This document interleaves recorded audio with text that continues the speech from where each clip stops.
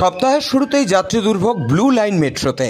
Metro ভবন সূত্রের খবর, আর চলবে না কবি সুভাষ অর্থাৎ গড়িয়া পর্যন্ত মেট্রো।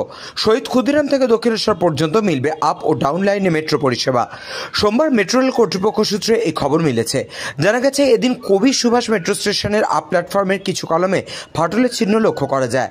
প্রাথমিক তদন্তে অনুমান করা হচ্ছে, সাম্প্রতিক ভারী বৃষ্টিপাতের কারণে প্ল্যাটফর্মে অসম বসতির ফলে এই ফাটল সৃষ্টি হয়েছে।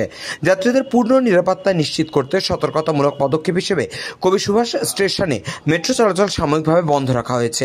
ব্লু লাইনে আপ ও ডাউন দুই দিকেই এখন থেকে ট্রেন চলবে শুধুমাত্র শহীদ ক্ষুদিরাম থেকে দক্ষিণেশ্বর স্টেশন পর্যন্ত।